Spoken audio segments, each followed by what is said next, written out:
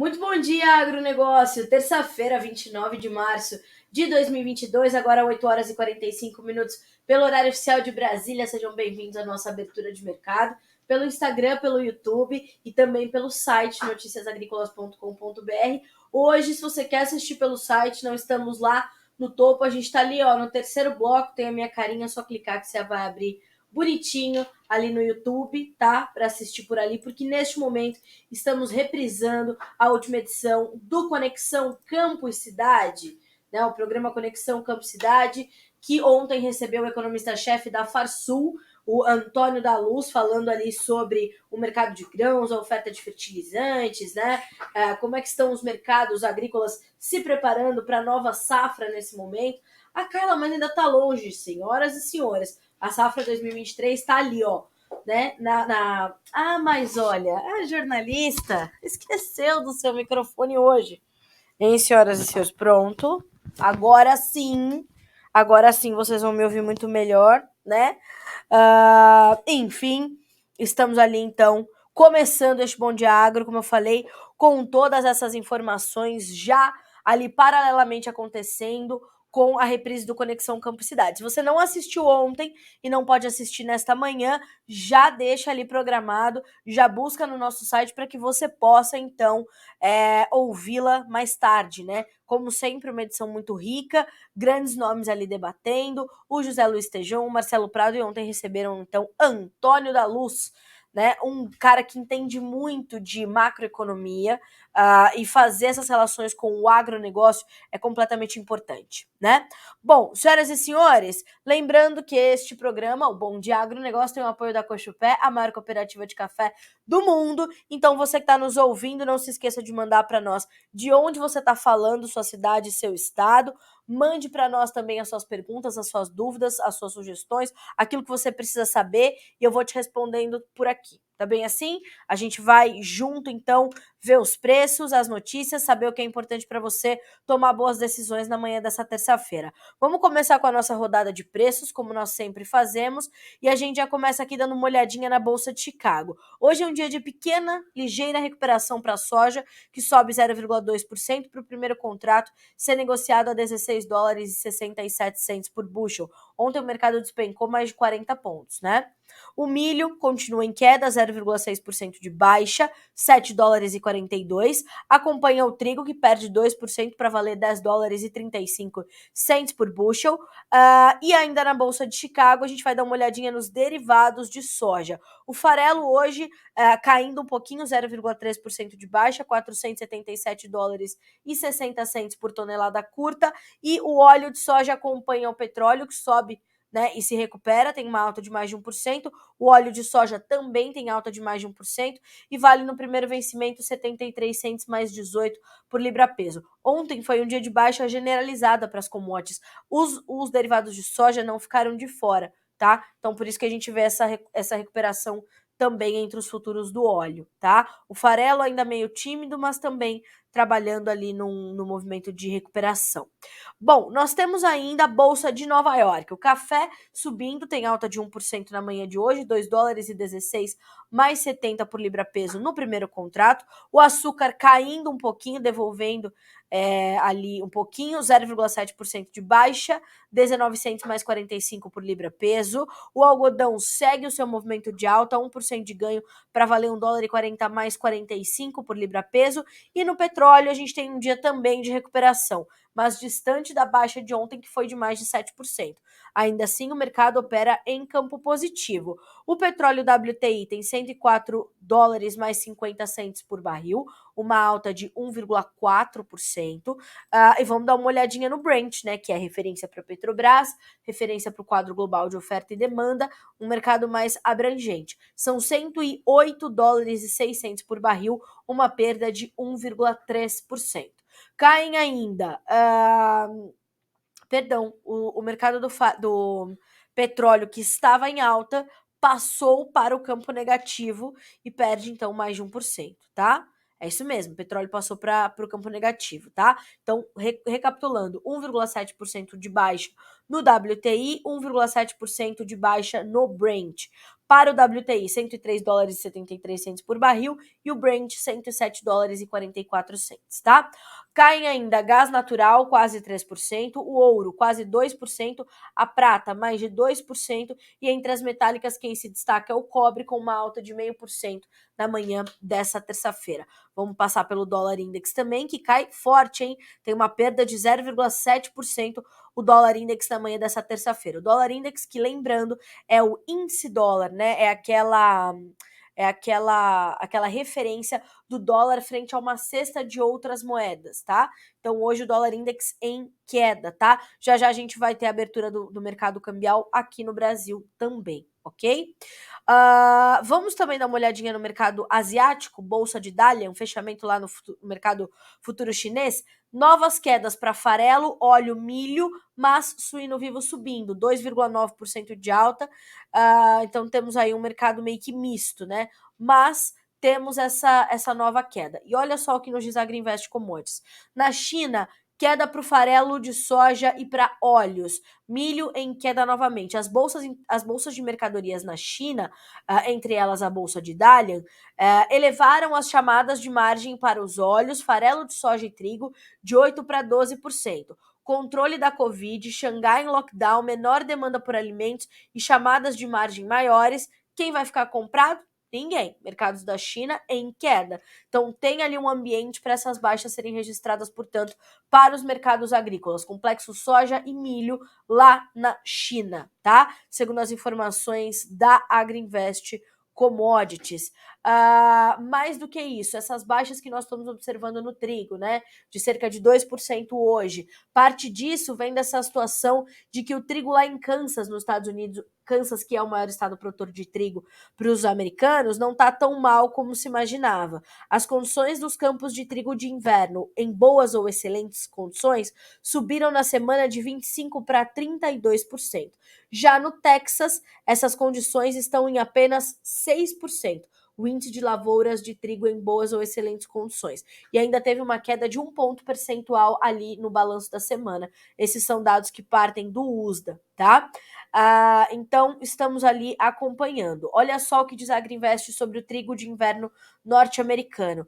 De forma geral, o trigo de inverno está bem pior quando comparado a outros anos. As projeções de clima para abril e maio mostram temperaturas mais elevadas para o sul e planícies e menos chuvas. Parece que o trigo vai continuar sofrendo. Já tem milho plantado no sul dos Estados Unidos e o USDA ainda não divulgou as condições dessas lavouras. Tamanho, o percentual muito pequenininho ainda dessas lavouras. Lembrando, né,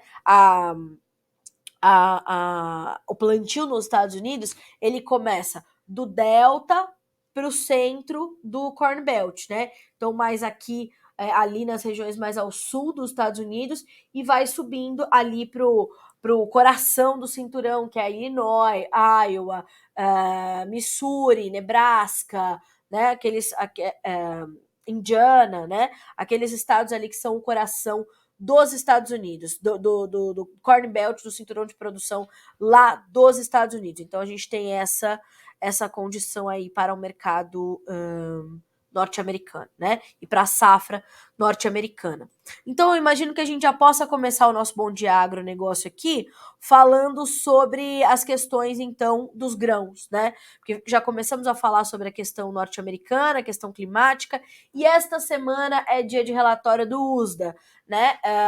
Relatórios, certo? Nós temos aí 2 boletins importantes para serem divulgados no dia 31, na quinta-feira. Que relatórios são estes, Carla Mendes? O primeiro e o mais esperado é o Prospective Plantings, que é aquele relatório que vai te indicar quanto de safra será ou quanto de área será cultivado nos Estados Unidos. Então, quanto vai se dar para a área de soja, quanto vai se dar para a área de milho, de trigo, de outras culturas. Tem uma coisa no meu olho aqui, ó, que não enxergo mais nada. Eita, nós. Eita, fanha, jornalista, não tá enxergando, tá? Coisa boa. Então, a gente vai ter esses dados de área. E esses dados de área vão mexer bastante com o mercado, segundo as expectativas aqui dos analistas e consultores. Porque o mundo precisa de uma safra cheia dos americanos, né?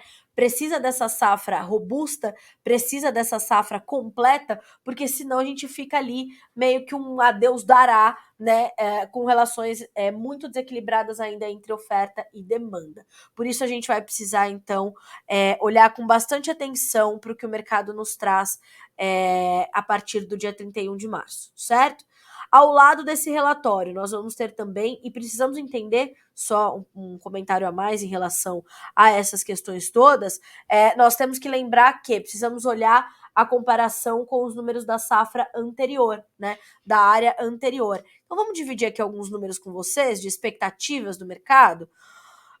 Olha só, as expectativas para a área, né, de plantio. Para soja, nós temos aí projeções variando de 34,8 a 37,3 milhões de hectares a serem cultivados com soja. A média dessas projeções é de 35,9 milhões de hectares, tá?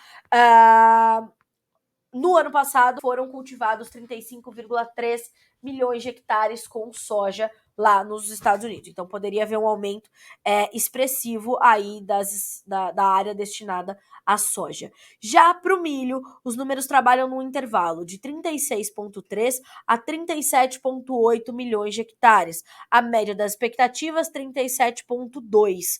Né? Na safra passada, foram cultivados 37,8 milhões de hectares com o milho. Então, caso a média dessas expectativas ela se confirme, nós teremos ali uma safra, uma área menor de milho a ser cultivada na temporada 2022-23, tá? Para o trigo, também há um aumento considerável aí sendo esperado. O intervalo estimado pelo mercado, 18,6 a 19,8 milhões de hectares. A média é 19,3. No ano passado, foram cultivados com trigo 18,9 milhões de hectares, tá? Então a gente poderia ter um aumento da área de soja, de trigo e uma diminuição na área de milho. Todavia, essa puxada que a guerra deu nos preços do trigo, que levaram o milho a superar os 7 dólares por bushel, pode ali promover alguma mudança na direção das decisões do produtor americano. E mais do que isso, né, a questão dos insumos, a disponibilidade de insumos e o preço deles também vai pesar diretamente ali na decisão do produtor. Olha só o que disse o Eduardo Vanin, analista de mercado da Agriinvest. Já comentei com vocês isso ontem. Durante todo o mês de setembro até novembro, a relação de troca entre ureia e milho esteve muito alta, né? Isso pode ter impedido o produtor americano de aumentar a área de milho? Esse é um questionamento que o Vanin te faz e a resposta a gente vai ter no dia 31, na quinta-feira. Esse é o ponto-chave para esse relatório.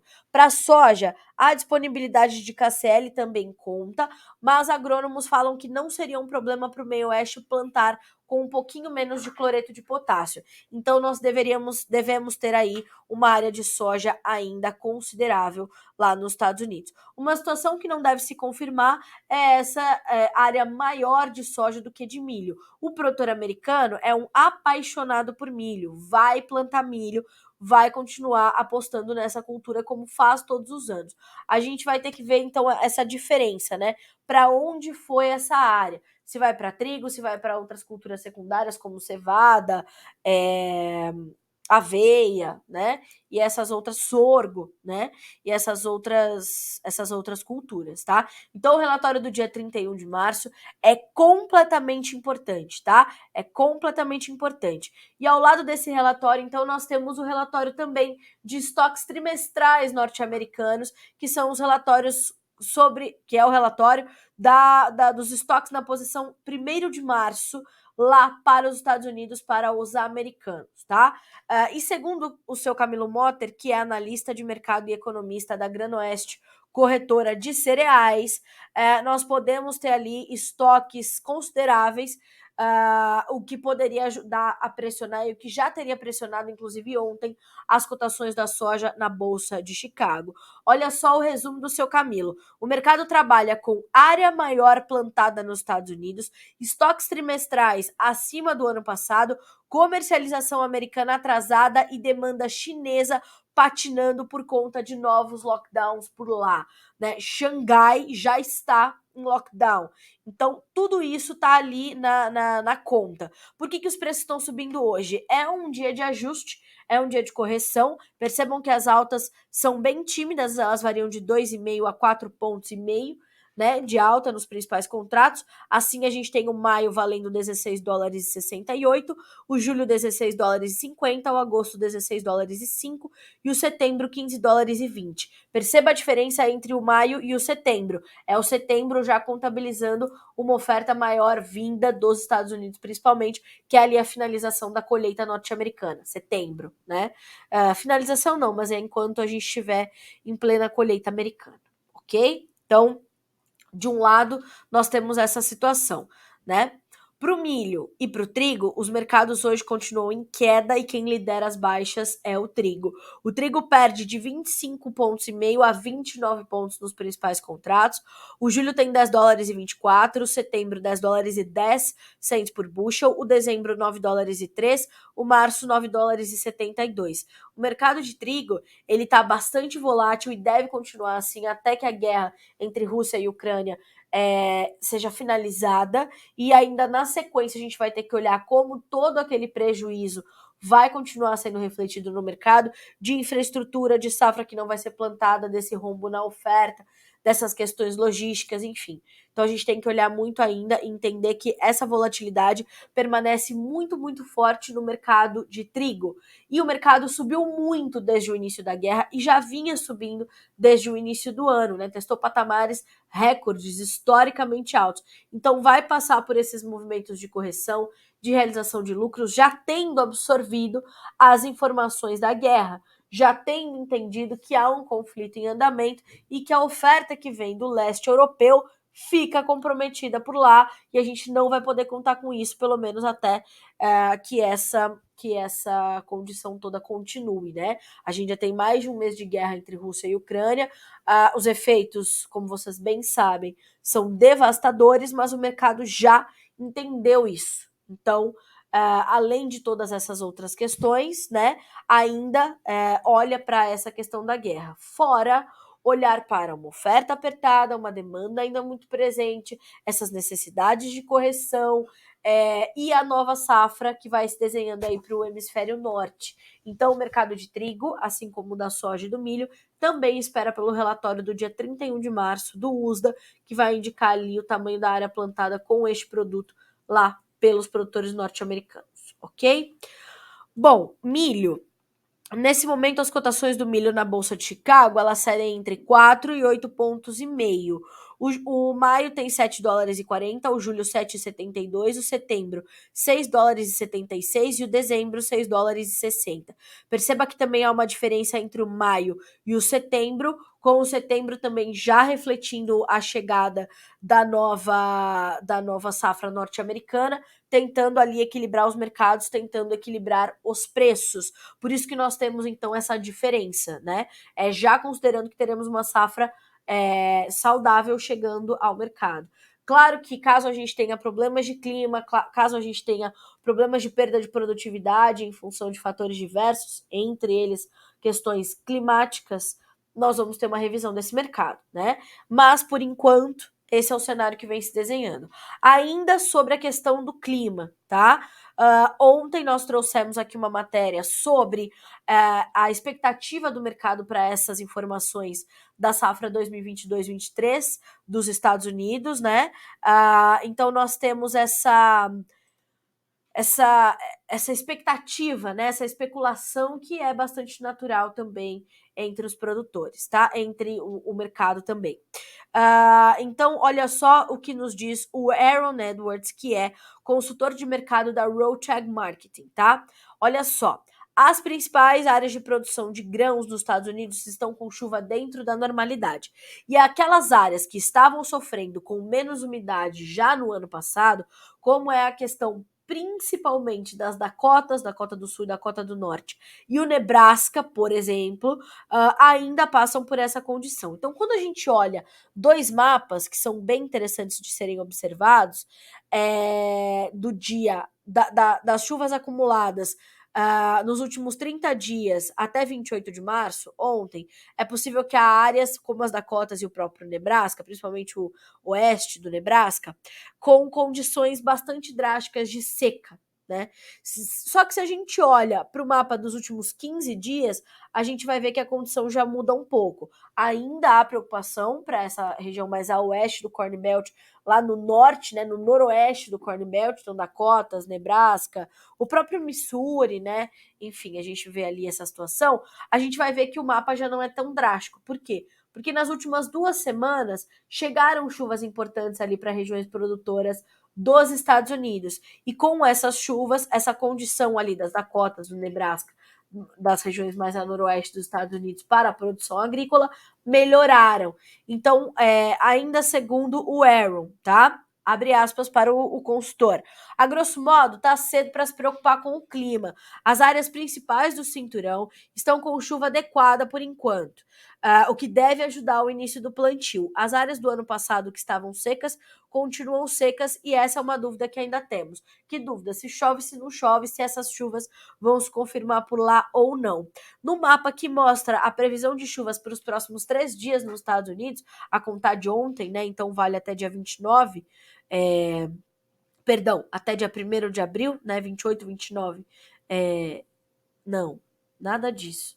O mapa que mostra a previsão de 29 até 1º de abril, contando a partir de hoje, mostra que há bons volumes de chuva chegando ali para Illinois, Indiana, estados ali mais ao sul, como Missouri, por exemplo, mas as Dakotas recebem menos chuvas, a parte oeste do Nebraska também recebe menos chuvas, enfim, a gente vai ver uma situação até este momento bastante semelhante ao que observávamos no ano passado, né? E não foi uma safra ruim, não foi uma safra perdida, foi uma safra menor do que o inicialmente esperado, né? Mas nós temos essa situação. Minnesota é um ponto de atenção, Wisconsin é um ponto de preocupação, tá?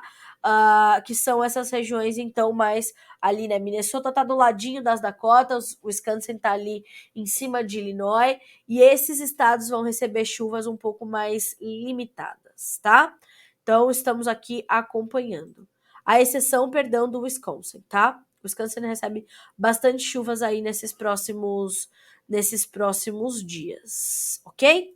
Bom, então, senhoras e senhores, temos essa condição aí para o mercado de grãos, né? Uma semana de cautela, mas que deve ser uma semana agitada, todo mundo se preparando para receber os relatórios do dia 31, monitorando, claro, ao lado disso tudo, os seus próprios fundamentos. Demanda solucionando na China, com margens ainda preocupantes, a questão da guerra, a questão da oferta, a questão do andamento, né, dos fundos investidores nesses mercados. Então, a questão do USDA é uma questão a mais para esse mercado que já tem muitas variáveis para acompanhar, tá? Vamos ver se eu consigo ir respondendo aqui os nossos comentários.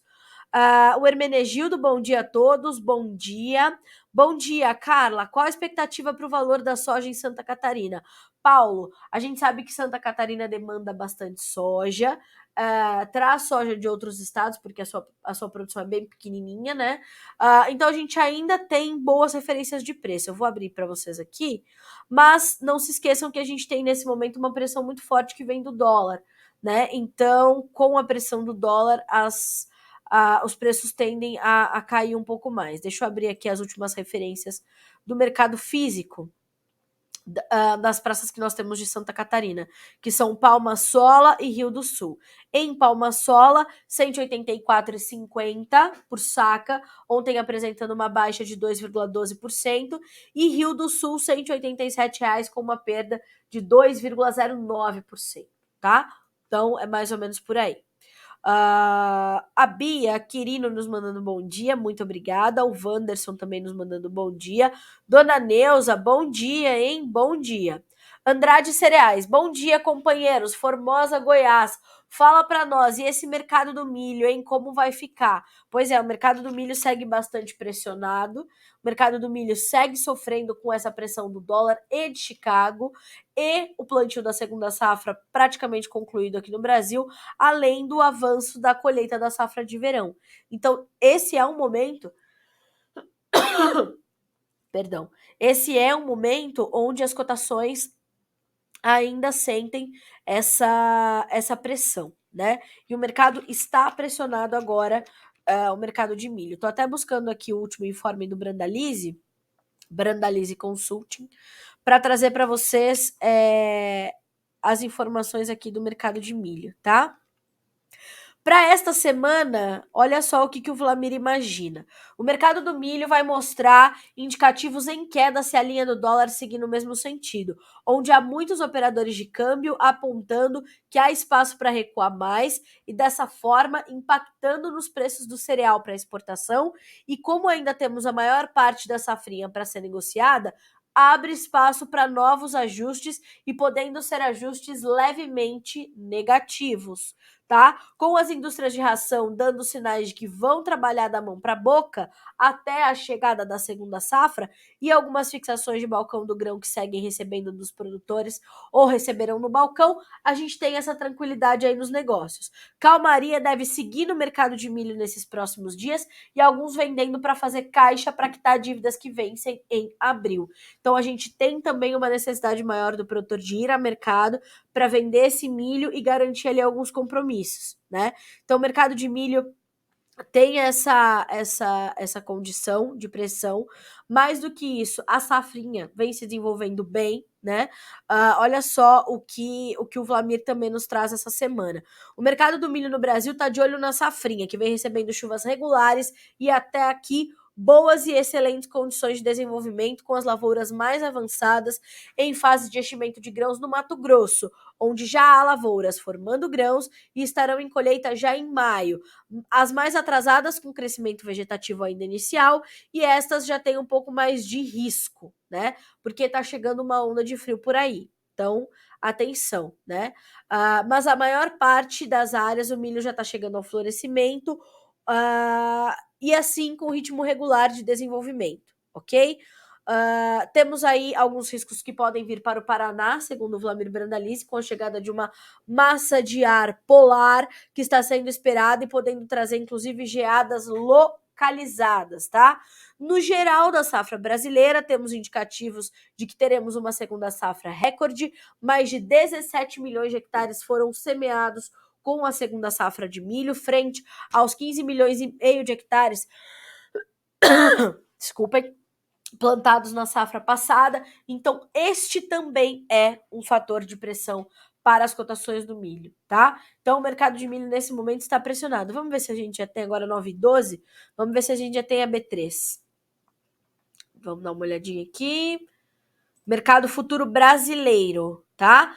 Dia que abre em queda para os preços do milho mais uma vez. Maio, R$ 89,39. Julho, R$ 88,44. Setembro, R$ 87,00 por saca. Novembro, R$ 89,00 mais 25 centavos, tá? Então temos aí um mercado em queda, acompanhando as baixas de Chicago e uma nova perda no dólar, que nesse momento é de 0,93% para R$ 4,73, tá? Então isso vale para milho, isso vale para trigo, isso vale para soja, para café, para açúcar.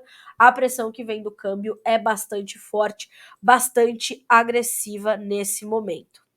Então, estamos de olho, senhoras e senhores. O que você tem que fazer agora? Pensar no seu planejamento comercial, tá? Pensar em como é que você vai alinhar as suas compras, as suas vendas, as suas compras de insumo para a safra que vem e passar por esse momento aí, ó, sem grandes sobressaltos, tá? Isso é completamente importante. Planejamento comercial, né? Eu pareço um disco arranhado falando isso aqui, mas não me importo. Quero que você faça uma comercialização, ó, chuchu beleza, ok? Vamos nessa. Seguimos, hein, senhoras e senhores? Seguimos por aqui, que a terça-feira promete. Beleza, vambora. Tá, falamos então dos grãos. Deixa eu ver se eu deixei de responder aqui alguma coisa para alguém sobre os grãos. Caroline está nos acompanhando, hein? Caroline, nossa coordenadora aqui do departamento de marketing, tá lá no céu, lá no Nordeste, foi tirar férias. Aí ela fica comprometendo a nossa amizade. Ela manda foto de uma água de coco, ela manda foto de um camarão, ela manda foto de um peixe, ela manda foto da... E a Caroline está aí comprometendo a nossa amizade, né? A dela com a nossa equipe, né? Que está aqui, estamos aqui sob luz do estúdio E não estamos ali com Caroline tirando férias em Maceió. Ê, Caroline, um beijo, viu? Quando você voltar, aí a gente vai conversar de perto, hein, Caroline? Brincadeira, aproveite bastante as suas férias. Suelen, a definição do plantio nos Estados Unidos, agora no dia 31 de março, vai influenciar o valor da soja? Vamos por partes. Para cá não bateu mais os R$ 200. Você vê, de acordo com a sua experiência, a probabilidade de bater nos 210? Suelen, minha amiga, de onde você fala? Isso é importante para eu saber te responder. Mas vamos por partes, respondendo a tua pergunta, tá? A definição do plantio nos Estados Unidos agora no dia 31 de março vai influenciar o valor da soja? Sim, vai mexer com o mercado os números que forem divulgados nessa quinta-feira, dia 31, pelo USDA. Isso é inevitável. Se essa influência vai durar muito, Suelen, já é diferente. Por quê? Porque a gente precisa ver o teor desse relatório para tentar entender como é que isso vai se desdobrar nas próximas semanas, nas próximas sessões, nos próximos dias, ok? Então a gente vai ter que entender esse movimento, essa situação toda, tá? Você me diz assim, né? Para cá não bateu mais os R$ 200. Você vê de acordo com a sua experiência, probabilidade de bater os 210? Suelen, como a gente tem um dólar ali abaixo dos 4,80, né? E hoje já trabalhando com 4,73, essa pressão cambial, ela vai limitar a formação dos preços aqui no Brasil, né? E isso é inevitável, porque a gente tem essas referências e essas formações de preços. Então, a gente vai ter que entender como Chicago vai se comportar. Se Chicago testar patamares mais elevados, pode ser que aconteça. Mas, nesse primeiro momento, eu acho um pouco mais difícil por conta do dólar, tá? Então, vamos ter que esperar a quinta-feira, dia 31 de março, para entender como é que as coisas vão se dar aí para o mercado de grãos a partir daí. E claro que a gente precisa colocar nessa conta para o produtor brasileiro a disputa entre a demanda interna e a exportação, né? A partir do momento que isso também está no jogo, é preciso a gente ter atenção a isso, ok? Vamos acompanhar. Excelente a tua pergunta, tá? Obrigada.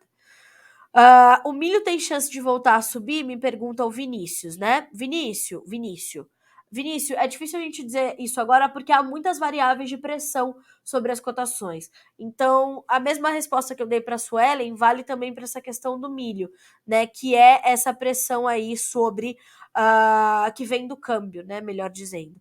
Então, com essa pressão que vem do câmbio, a gente vai ter essa preocupação maior. E pode ser que isso limite o movimento de alta. Inclusive, ontem, o Roberto Carlos Rafael, que é analista de mercado da Germinar Corretora, ele trouxe uma entrevista muito boa e diz o seguinte, ó: queda no ímpeto internacional e despencada do dólar puxaram o milho para baixo e a analista vê mais volatilidade à frente. Produtor deve ficar atento ao reporte do USDA desta semana com a área de plantio dos Estados Unidos e ao desenvolvimento da safrinha. Mesmo com quedas, cotações ainda são favoráveis aos produtores, mas consumidores devem aguardar a chegada da segunda safra para voltarem às compras. Eu vou marcar aqui seu @ Vinícius, e te dar o caminho aqui pro vídeo do Roberto Carlos Rafael, tá? Ó, menu, vídeos, milho, Roberto Carlos Rafael. Não é incrível o nome do Roberto Carlos Rafael? Eu acho incrível esse nome. O Rodrigo Nogueira, bom dia, Carlinha. Bom dia, Rodrigo. A Suelen é de Belém, no Pará. Obrigada, viu, Suelen? Não tinha visto ainda seu comentário. Espero que eu possa ter te respondido de forma adequada. Minha sugestão, Suelen e amigos, tenham ao seu lado um profissional de confiança e vá fazendo esses questionamentos, entendendo quais são as oportunidades que o mercado te oferece, porque os vales do mercado, ou seja, as baixas e a volatilidade também te dão oportunidade, tá? Não é só a alta.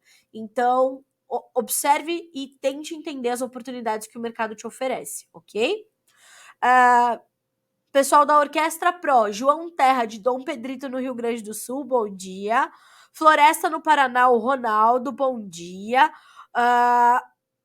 Deixa eu ver quem mais aqui mandou comentários para nós. Dona Eliana, bom dia. Agro e Carla Mendes, bom dia. Pessoal da Praia Grande, hein? O pessoal tá seguindo a praia. O Vinícius é de Pelotas, no Rio Grande do Sul, e também o Rafael de Cacoal, no estado de Rondônia, ligado aqui conosco. Bom dia, obrigado, um abração para o pessoal de Rondônia. Deixa eu ver se no YouTube. O Danilo, bom dia, Carla. Bom dia, Danilo. Bom, pessoal, falamos dos grãos, vamos passar agora para o mercado da soft commodities. Antes disso, eu quero dar uma informação importante. Está marcado para hoje, terça-feira, dia 29 de março, uma mobilização nacional dos suinocultores lá em Santa Catarina. Eu vou buscar aqui as informações. Mobilização nacional dos suinocultores independentes com distribuição gratuita de carne suína à população hoje às 9h30, tá? Na Praça Padre Roer, em frente à Igreja Matriz, em Braço do Norte, Santa Catarina. Por que eles estão fazendo isso? Tá? Porque estão ali reivindicando ações públicas para amenizar a crise na suinocultura independente. Que crise é essa? Custos de produção elevadíssimos, demanda patinando, oferta maior, margens muito, muito ruins, produtores num prejuízo amargo, né? Bem amargo. Então, olha só, toda a manifestação terá a transmissão ao vivo pelo perfil da ACCS, Associação Catarinense dos Criadores de Suínos, e também pelo Facebook da ACCS, tá? Se você quiser o site da ACCS, é o accs.org.br, tá? Conforme um levantamento dessa associação catarinense, o prejuízo atual do suinocultor independente supera os R$300 por animal vendido. Hoje, o preço pago pelo suíno do quilo... vamos lá. Pago pelo quilo do suíno vivo é de R$5 e o custo de produção para cada quilo ultrapassa R$8, quase o dobro, tá? Esse cenário desesperador ocorre em meio aos recordes de exportação da carne suína e da lucratividade em ascensão das maiores agroindústrias do Brasil, fecha aspas, para a nota oficial da mobilização. Vou deixar o site deles aqui para vocês, tá? Para que vocês possam, então, ter mais informações sobre esse manifesto que está acontecendo hoje em Braço do Norte, Santa Catarina. Se você quiser ir lá, inclusive, conversar com o pessoal, né, da CCS, vale a pena bater um papo e tentar entender, portanto, como é que ficam as situações aí para a suinocultura. É realmente um momento muito, muito drástico, é um momento muito difícil, os prejuízos amargos, como eu falei, muito amargos, tá? A Marisol, de Tupã-Ciretã, Rio Grande do Sul. Sou José Bastos. Qual o preço da saca de milho? José, me diga onde você tá? O Fábio Porfírio, expectativa da soja para Goiás para os próximos dias. Vou trazer aqui algumas referências, Fábio. Simão Dias, de Sergipe, também conosco. Muito obrigada pela audiência, bom dia. O Lúcio me perguntando como fica o mercado de arroz, os preços do milho em Minas Gerais. Arroz, já falaram? O Claelderson. Ainda não, vamos falar de arroz. Belém, sim, a Suelen respondendo aqui. O Lúcio, Recife no Paraná, não, Recife no Pernambuco. E vamos lá. Bom, pessoal, uma coisa importante, tá? A questão dos fretes. Os fretes estão elevadíssimos para todos os modais, mas como a gente usa muito o frete rodoviário, eles estão estourados, né? Muito altos. Os preços dos combustíveis nas alturas também ajudam a elevar muito os preços do frete, e isso ajuda a tirar um pouco do quanto o produtor recebe, né? Quanto ele liquida no interior do Brasil em relação aos portos. Então tem mais essa variável que você tem que colocar na conta, tá? Olha só, bom dia, Carla. Estamos colhendo em Ortigueira, Paraná. Graças a Deus, soja com aproximadamente 70 centímetros de altura e com média de 130 sacas por alqueires. Obrigada pelo seu comentário, Bruna. Bruna sempre conosco também, né? Pardinho, São Paulo conosco, a Rosângela conosco, o pessoal da Agrofotos de Maracaju, no Mato Grosso do Sul, mandando bom dia. O pessoal de Castro, no Paraná, a Rosângela é de Minas Gerais. Castro, Paraná, capital nacional do leite. Adriano, bom dia, obrigada. E muitos comentários por aqui, as informações não param de chegar e a gente fica sabendo que a gente está ali, chegando a todos os pontos do país, e é isso que a gente quer mesmo. A gente quer chegar O quanto mais longe para a gente, melhor, que a gente sabe que são mais produtores tomando melhores decisões, não é isso? Então vamos nós. Ó, temos já abertura de milho, soja e açúcar para você e café, tá? Então esses 4 mercados já estão abertinhos para você consultá-los aqui no Notícias Agrícolas. E ó, café abre, recuperando parte das baixas em Nova York, mantendo estabilidade em Londres, nos informa a Virgínia Alves, nossa especialista em café, aqui no Notícias Agrícolas. O mercado segue travado, com operadores e ativos com atenções voltadas para outras commodities, é o chamado kit guerra, né, pela Agriinvest Commodities. Ouro, trigo, petróleo, esses 3 estão na mira, né, e o milho também. Olha só, o que diz a Virgínia Alves. O mercado futuro do café arábica abriu o pregão dessa terça com leve recuperação para os principais contratos após uma desvalorização intensa no pregão anterior. De acordo com a análise do escritório Carvalhais, sem perspectiva de melhora no cenário de guerra, operadores de fundos e especuladores continuam com suas atenções voltadas para outras commodities e ativos, levando os contratos de café a serem menos procurados e recuarem, tá? Então, temos essa situação aí para o mercado do café.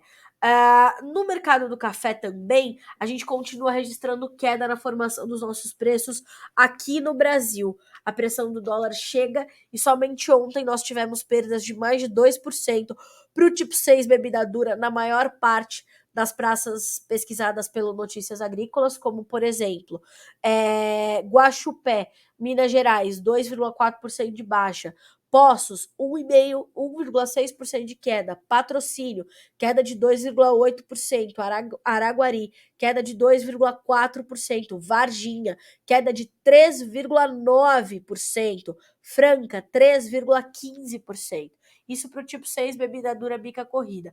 Para o cereja descascado, nós tivemos perdas semelhantes a essas. Já vou ficando fanha de novo, né? E perdendo um pouquinho da voz. Então, ó, perdas que variaram de 1,4% até 3,8%, como foi o caso de Varginha, Minas Gerais, com baixa de 3,8%, para R$ 1.280 a saca do cereja descascado, tá? Então, parte dessas baixas, elas estão muito atreladas a essas questões todas do câmbio, tá? Volto a dizer, o dólar tem mais um dia de queda nessa terça-feira, 0,86% de baixa para R$ 4,73, tá? Mercado do açúcar. As perdas estão sendo ali estendidas, o mercado que até testou alguma alta, né?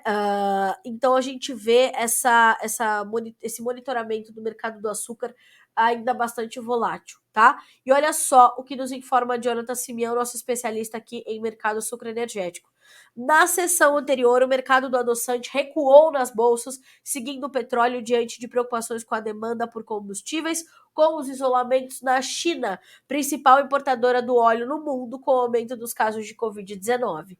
Nesta manhã, porém, o óleo subia cerca de 1% nas bolsas externas, ainda na casa de $110 por barril.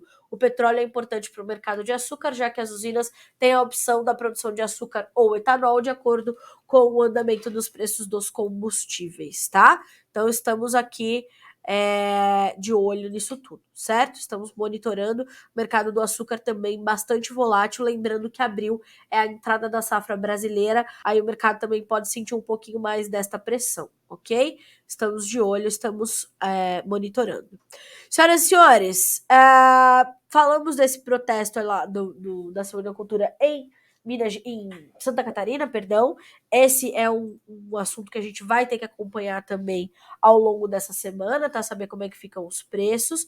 Vamos tentar entender. E vamos dar uma olhadinha agora no que mais já é notícia aqui no nosso noticiasagricolas.com.br da manhã dessa terça-feira, tá? O projeto oferece assistência material a agricultores familiares.